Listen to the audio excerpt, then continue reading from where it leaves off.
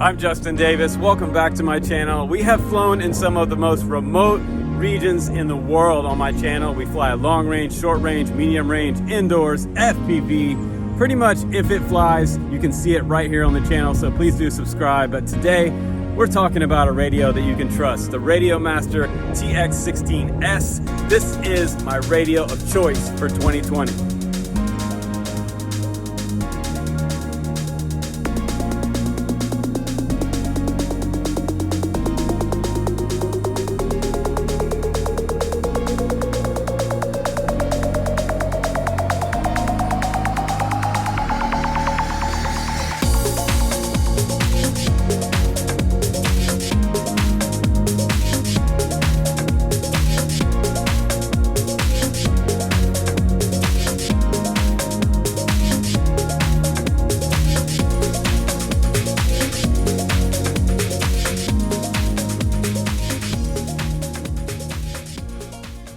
All right, guys, welcome to my review of the Radiomaster TX16S. And it's outdoors because a lot of times I explain this hobby like outdoor PlayStation. It's fun, it's like a video game, and it gets you outside the house. You're not sitting indoors all day or trapped in a room. And during COVID times, it's kind of cool too, because we get to get out here in these remote locations and just get away from people for a little while, which is nice. If you're looking for that solace, this radio will get you out there just about as far as you want to go. It is a 4-in-1 multi-protocol, which supports all kinds of different protocols. We're going to go through them. There's over 40 different protocols inside this internal module. The internal module works off this 2.4 antenna up top, and you have the JR bay in the back to expand it. It has been upgraded as well. What I also like is they have an extra large battery bay in the back. We'll talk about that in just a minute. They have an extended kickstand on here, which is also super cool. It's taller and longer than the other kickstands, and it's also removable. So if you break this, you could put a new one on there. Folds down like that for a little flatter profile to put in your case. And this time on the TX16 Max Edition, they have these leather side panels, which is super cool. This one is the cowboy color. You can also get like a lighter version of it, but these go on and off. If they start to wear out, you can get new ones, which is kind of cool. But I think they look a little cooler once they get a few scratches on the sides. We also have larger rubber panels that are on the back for the grip, and it makes a nice ergonomic feel. It feels pretty good in my hands, which is nice. And this one versus like the SE model, we have to talk about the different models that Radiomaster makes. They make a version with Hall sensors and the standard version and an SE version. The SE version is their cheap version. So the SE one you can get, it doesn't have the full-blown 4-in-1 multi-protocol module in here. It only supports about 3 different RF protocols in there. But this one and the $169 version, the Hall with the Hall sensors, also the Masterfire combo you can get with Crossfire, that supports all the different protocols out there around the world. So like 40 different protocols, which is kind of crazy. So we're going to go through that menu. I'm going to show you what's in there. Everything from Traxxas to Spectrum receivers. You can bind up just about anything on this radio. FR Sky, Futaba, even like Hubsan radios, or even like WL Toys drones, which is kind of crazy. But I like that they also have the anodized faceplate kits. I'll try to put some links down there below for that one. They sent me red, and again, I'd like to get a hold of the gold one, but I'd have to replace all this myself. But this is nice. The Max version comes with all this stuff pre-installed. Now, there are some major differences of this radio. Now, first off, all the switches on here, we've got the same switch layouts like I talked about before. You have your 2-position switch up here, which is SF. You have SE right here, that's a 3-position. SA, 3-position. SB, 3-position. We have SC, 3-position. SD, 3-position. And SG, 3-position. And SH up here at the very top. This is a momentary switch. And what's cool about this radio, for the switches, as far as I'm concerned, I love it because they have it clearly labeled. Some of the other radios out there, in the past, you had to look on the display panel and find out which one was SE or SF. You also have S1 here for a dial switch here, S2 here. We have 2 other switches on the side, LS, and this is not really a switch, this is a dial. You want to do gimbal control. And we have RS on this side right here. And I believe the antenna is also removable. Up top, we have some pretty cool functions up top for a trainer port. That is the DSC port right there, and a USB port for firmware updates. And in the very bottom, speaking of firmware updates, we have a really nice panel down here. That's a long panel, and it's an external SD card slot, which is nice. The SD card has your firmware on there. It has all your different folders for adding Lewis scripts, your Crossfire information, and your OpenTX firmware on there. So we also have a charge port here, and it does have voltage protection on there, so it will charge your internal 18650 batteries. Those are not included, by the way. You also have two UART ports on the very bottom, which is cool. This is aux 1 and aux 2 right here for the UART ports. And what's neat about UART ports is, if you don't know, you can update external receiver firmware, which is kind of nice. You can also add a Bluetooth module for doing any type of buddy box setup if you want to, which is also pretty cool. So Bluetooth instead of having a wire going over to the next radio. And I like that that's kind of that long, easy to get to sort of rubber flap right there for access to your SD card instead of in the battery bay. Now on the Radio King model, that is inside the battery bay. And the battery hatch comes off just like this. You've got a little foam plate here to push these 18650s down. And these are Li-ion batteries. Most guys are using Li-ion batteries now in the hobby. They plug in with this little 2S port. You can also use a LiPo, but make sure you don't use anything over a 2S LiPo. It does not have a voltage protector on there, which maybe in the future, I would like to see some of these radios include a voltage protection unit on the power-up source. It would be nice because if you plugged in a 3S battery on this, it will fry or damage this radio. So be very careful that you don't do that. They also don't recommend using LiFe batteries because they charge up per cell more than this radio can handle, and it will damage it. So you want to make sure that you have Li-ion batteries that charge around the 3.7 volt option, not up past 4.2 volts, because it will damage the radio.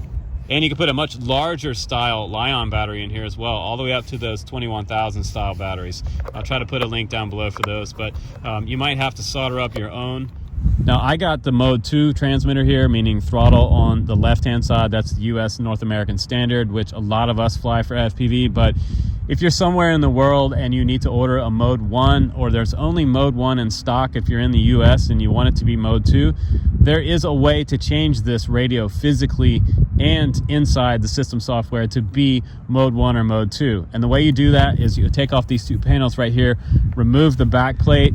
There are only Phillips head screws holding the back plate on. Once you get inside the radio, you have 4 bolts holding on each of these gimbals.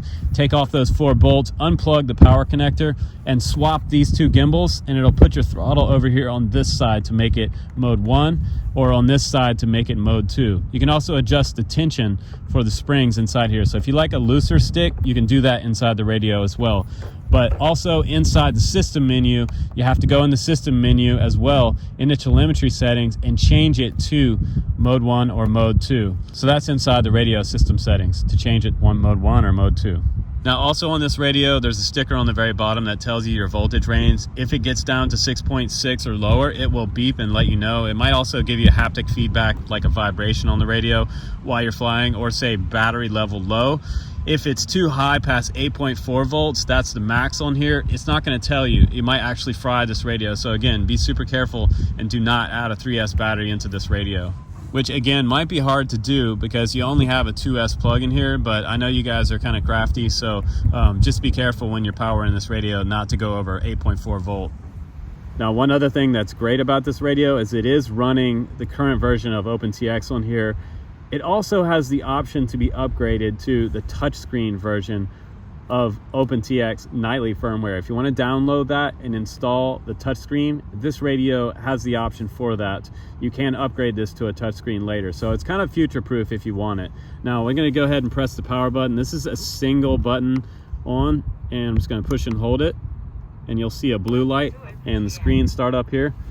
The screen is quite bright, which is kind of nice. And there's my just example quad there. Right away though, we have the battery telemetry there for my voltage. It shows me a sort of an icon display. It gives us our power source there, or our signal source. We've got the date over here, October 19th. It looks like my My time could be changed, but you can also go into the system and change up all this. And you can change up all the entire layout here on this radio, which is super cool. It also has a momentary backlit dim display on here. Years ago, I had the FrSky X16S. That one stayed on all the time, and the radio, actually the battery drained quite quick, so that was kind of annoying. But we have a timer display here. We have all of our trim buttons here that are located as displays here, so I can go up and down on my throttle amount. You'll see it go up and down. And we're going to change this timeout, this backlight timeout, real quick. You can also change the icon of your model. So if you want to take a picture of your quad and put it on the micro SD card here in the pictures folder, you can make your own quad or plane or whatever you're flying or driving here on the screen for that particular model. It's kind of nice. It also shows me the telemetry for where my stick is at down here in this display, which is cool. And I also recommend calibrating the sticks on this transmitter before you use it for the first time. It is inside the telemetry menu. We can go in there and show you that in just a minute, but when you're calibrating these particular sticks, you don't do it in a circular fashion. You actually do it straight across and up and down. So as straight across and up and down as you can get it while you're calibrating. Other radios out there always tend to go in a circle or the opposite way, but this one is straight up and down and then left and right for stick calibration. Let's go ahead and go into the system menu now. And the first thing we see is Crossfire folder here and a few other folders with Spectrum, multi-channel namer. You also have a spectrum analyzer on this radio, which is super cool. If you hit page, it'll take you over to the next tab. You can see this next tab is for the micro SD card, which has my Crossfire folder, my firmware, my current firmware, logs, models, radio. And the cool thing is, as big as your SD card is, you could have as many models as you want. There's my OpenTX SD card version right there, and we can check that in the info all the way at the end there. And we're gonna go to the next one, radio setup. This is where I can change the date and time. My battery meter range is there, my volume, the beep length, haptic, all that good stuff is in here. RSSI on shutdown. The brightness, we can also change the backlight. Right now it has module mode on. Duration 10 seconds. We're gonna up that because it kept kind of timing out on me and going dark on us. So we're just gonna make that way up there. And the brightness, we'll turn that up for a sec. You go all the way to the right.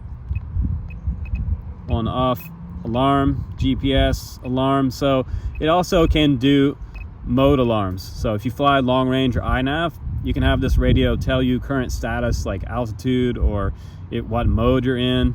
And you can automate a lot of things on this radio, which is really cool. So down at the very bottom here, let's see if we get all the way to the bottom. This is where we can go in and change our channel flight mode order. A lot of times I leave it to AETR. That is pretty much the standard inside Betaflight. So that is aileron, elevator, throttle, and rudder. And that's channel 1, 2, 3, and 4. Past channel 4, you're gonna have your mode switches on 5, 6, and 7. And just below that, we have mode 2. You can go in here after you switch these gimbals physically around, and this is where you make it mode 1. You just click on that, change it to mode 1, and there you're in mode 1. They also have mode 3, it looks like, mode 4, mode 1, 2, 3, 4. We're just gonna leave that on mode 2 for mine, and that's rudder, throttle, elevator, and aileron. Now we can go back out by pressing return up at the very top. That'll take us all the way back out. Now, if you want to go to the model menu, if I want to go in here and change some things around, or I want to bind up a quad, you can change the name of the quad there. You can change the model image. So let's do that just real quick, just for fun here. We'll see if they have any other models in here. And we have a few different ones in here. We're just going to change this to Vanquish, and we'll see what that is. Now we're going to go return, go all the way back out, and it's an airplane. So depending on what the name of your file is, that's how you select and change the model, which is kind of nice. And we'll choose test 1 there. We'll see what that is. That's another plane, but I'm not going to worry about it. Who knows what they named that Vortex? It was the original Vortex from Immersion RC. Now we're going to go back into model menu, and this is where you bind up your quad at the very bottom. You want to have it on D16. If you're using that super popular XM Plus D16, you can also do D8 protocol for FrSky. But what's neat about this radio is it is a 4-in-1 multi-protocol. So we're gonna go return back there, and to change the mode that you're in, you just click on this and look at all these different protocols in here. We have a ton of them: high tech, hub SAN, I mean, the list goes on and on. Over 40 different protocols are in here, including DSM, Spectrum, Futaba, Traxxas. It's insane. Walkera, Hubsan, WL Toys, all kinds of different. The list just goes on and on and on. It's just crazy. I love these radios. Now we'll go all the way back over to FR Sky. We'll leave it right there, and that's fine. We'll go return back. And whenever you set up a model, it's always important to set up your failsafe. And the failsafe's not set right now, but the way I do it is I set it to no pulses. So that means that when my quad loses signal, the quad's going to drop to the ground. It's important you set that up. Otherwise, it could fly off at the last known throttle input. So you could have a flyaway. So you want it to definitely drop to the ground and have no pulses. No pulses means that it's not getting any reception or receiving any type of information from the receiver to the radio, and that would be no pulses. So now if you page over, you can go to the heli setup. If you want to set up any type of heli on here, you can do that. Page over one more time for your flight modes, and down here is the inputs and outputs right there, or the mixes. Let's go all the way back over to the inputs, and if you long press the wheel, you will get to this page. And this is important for adding a switch. You can click on the source there, and this is usually my arm switch right here. So I'll select that, and you see it automatically selects it. Now I can go return, and now it's set to SF. If you're looking to reverse a servo channel, it's interesting because they call it wait. You would never figure this out if you didn't watch this video, or you're just trying to tinker around and figure it out, or if you didn't read the manual. But this is the way to change a servo. If you're flying airplanes and you have something that you want to reverse, that's the way you do that. Just use the jog wheel, and now I'm going to go back to 100% weight there. And now I'm going to go back again, and now I've added a switch. And when you're in beta flight, you'll see that it's now active. Otherwise, you won't see your switches working until you do this. Now the next switch, we'll click on the source there, and that will make that SE. And the next switch down, usually my beeper switch, I put my beeper switch over here on SC. So I have my arm switch, my mode switch, and my beeper switch here on SC. And it looks like it selected aileron there somehow, so we'll go ahead and do that again. And I'll go out, and now SC is my beeper switch. So we have SF, SE, and SC right there. Now if we press page again, you go over to the mixes there, and you can change those up. We can also go down here and change these to be switches. And again, I'm going to make that consistent with what I have on that previous menu. Now I'm going to go back, and I'm going to click on that again. Hold down, long press will get you into this menu. So the next one is SE. I'm going to change that to SE. Now I'm going to go back out, and channel 7 there. The next one, we're going to make my beeper switch again to be consistent with the other menu. So that's SC. Now that's set, and I'm just going to remove SD because I'm not using that one. You can delete it if you want to go down here and just take that off. If you're not using it, you can do that, and then you can go back to the page.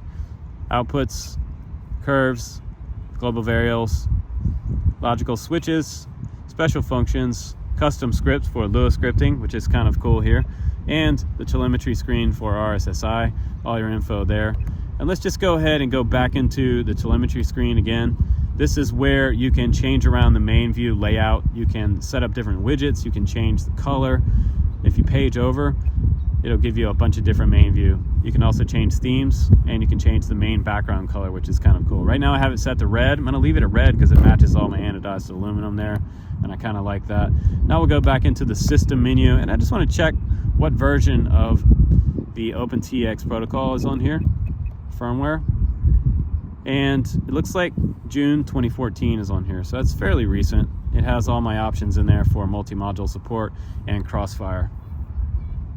So honestly, I could probably keep going on and talk about this radio until the end of the day, but yeah, I want to just go ahead and summarize this for you guys, because I know that a lot of you guys out there watch my channel to find out what's going to be reliable and something that you can trust when you buy it. So Radiomaster is not a new company.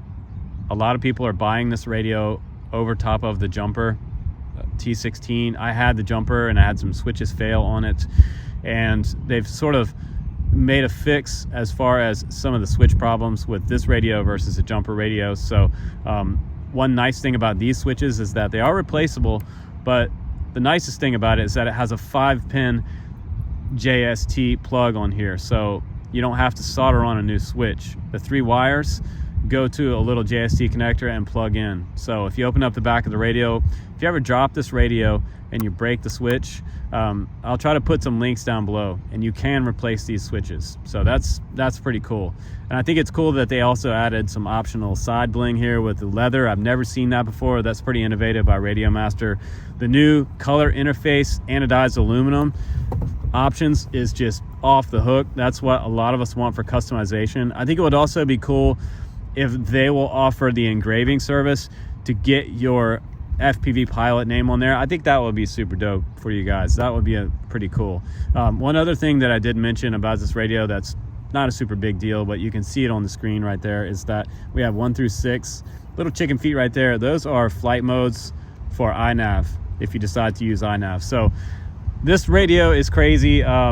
You can get it in like 5 different versions of it. I'll try to put links down below for each one. From the budget radio that they offer, that's around the same price as the Radio King, you might as well get that one.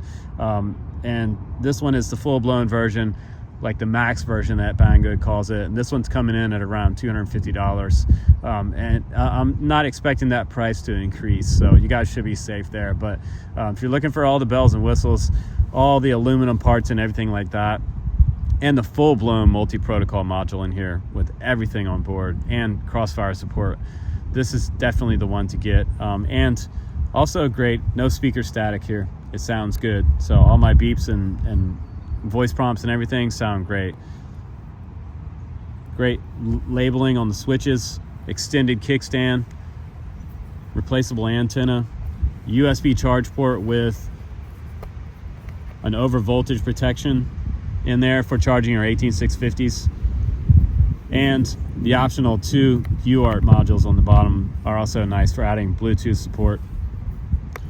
And you can even do antenna tracking with those UARTs as well. So if you're doing long range antenna tracking, you want your antenna to move with the signal, that's a pretty cool option. But it's loaded, guys, and it's going to be reliable for me. I'm going to be running Crossfire on it and having a ton of fun in the craziest remote locations this year for the rest of my reviews. So you will see me using this one as my daily driver, guys. You can find all the versions of this down in the links down below. And again, if you grab one here on the channel, you're supporting the channel, and I appreciate it, guys. Thanks for watching my reviews. I'm Justin Davis. Take care, everybody. I'll see you on the next one.